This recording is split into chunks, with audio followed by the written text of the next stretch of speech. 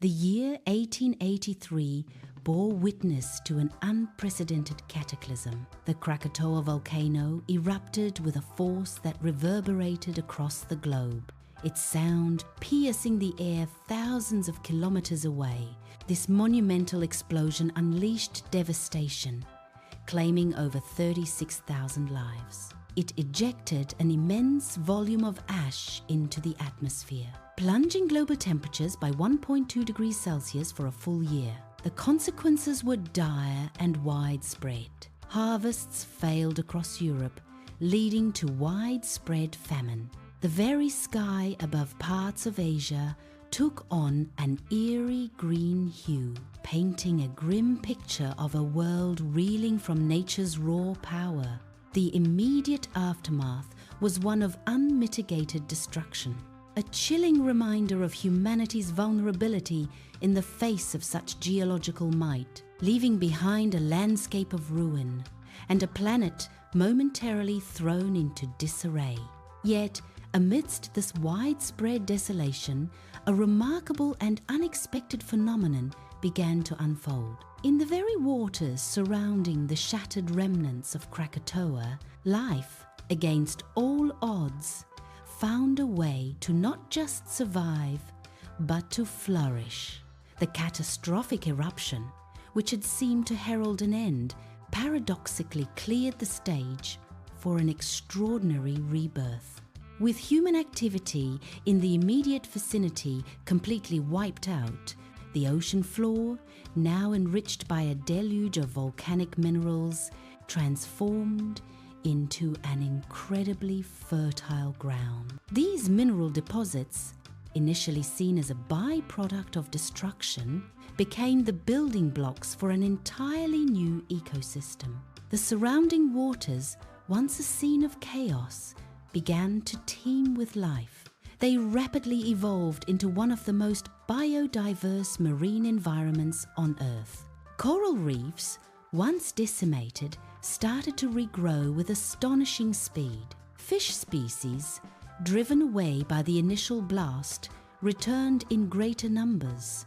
A vibrant tapestry of marine flora and fauna began to weave itself, creating a sanctuary of life where only devastation had reigned. This transformation was a powerful testament to nature's resilience and its inherent capacity for regeneration. But the story of Krakatoa's rebirth didn't end there. From the very depths of the ocean, where the original volcano once stood, a new island began its slow, majestic ascent. In 1927, nearly half a century after the cataclysmic eruption, Anak Krakatau, child of Krakatoa, broke the surface of the sea.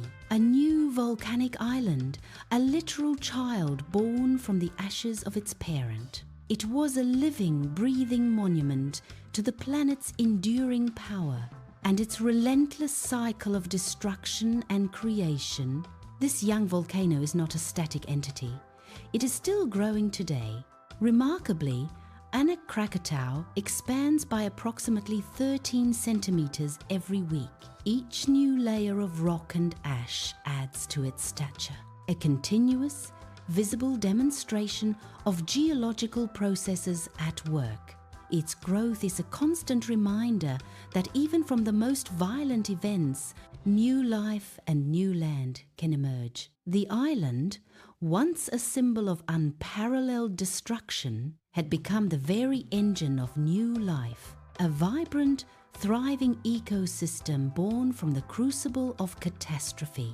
This unexpected twist in Krakatoa's tale offers a profound insight. It illustrates nature's incredible ability to adapt and rebuild, often transforming devastation into an opportunity for something even greater. The very force that almost destroyed a region ultimately became its most powerful catalyst for renewal, a testament to the planet's ceaseless drive towards life and its capacity for astonishing, beautiful resurgence.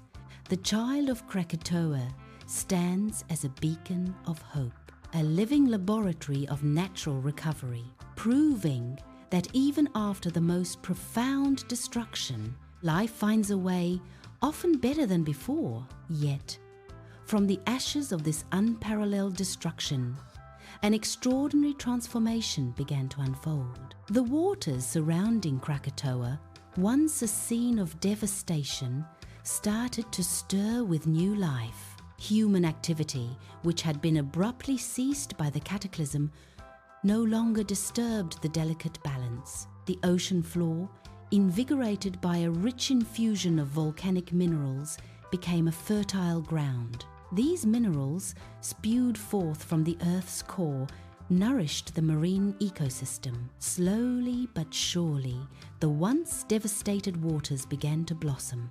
They transformed into one of the most biodiverse habitats on Earth, teeming with new life. It was a testament to nature's incredible resilience, a vibrant rebirth from the depths of ruin. Tiny organisms, then larger fish, and eventually complex coral structures all found a home. The ocean, in its silent wisdom, was reclaiming and enriching what was lost. Decades later, in 1927, a new chapter in Krakatoa's story began to emerge. From the very depths of the sea, a new island started to rise. It was named Anak Krakatau, meaning the Child of Krakatoa. This was not merely a geological event, it was a living testament to nature's relentless capacity for renewal. The island, a nascent volcano itself, grew steadily, a beacon of hope and continuity. It continues its growth even today, expanding by approximately 13 centimeters each week. Each centimeter added to its mass is a silent declaration of life's persistence. Anak Krakatau embodies the profound paradox of its parent. The most destructive force in the region ultimately became the catalyst for an astonishing rebirth. The very power that brought devastation also sowed the seeds of a richer, more vibrant future. It demonstrates nature's inherent ability to not only rebuild, but often to do so with enhanced vitality. The story of Krakatoa, therefore, is not just one of destruction. It is a powerful narrative of regeneration, a cycle of death and rebirth. The vibrant marine life and the growing island stand as enduring symbols. They remind us that even in the face of cataclysm, life finds a way. The echoes of the 1883 eruption still resonate, but now they carry a different message. They speak of hope, of the Earth's ceaseless dynamism, and its capacity for self-healing. The once barren seafloor now teems with an explosion of colors and forms. Corals, once pulverized, have returned in intricate, sprawling colonies. Fish dart through the clear waters, their scales glinting under the tropical sun. Every crevice and every current supports a thriving community. The absence of human interference allowed this rapid ecological recovery. It was a rare, uncontrolled experiment in natural restoration. Scientists marvel at the speed and completeness of this resurgence. They study Anak Krakatau, observing its daily growth, its subtle shifts. Each tremor, each puff of smoke is a sign of its ongoing formation. The island is a living laboratory, a testament to geological processes in action. Its slopes, though still raw and volcanic, are slowly being colonized by pioneer species. Tiny plants cling to the ash, preparing the way for more complex flora. Birds, carried by the winds, bring seeds, further enriching the nascent ecosystem. The contrast between the initial devastation and the current vibrancy is stark. It offers a profound lesson in ecological succession and resilience. Krakatoa's legacy is a double-edged sword. Immense power to destroy, but also to create. It reminds us that nature's cycles operate on scales far beyond human comprehension. The roar of the 1883 eruption has faded into history. But the gentle lapping of waves against Krakatoa's shores tells a new story.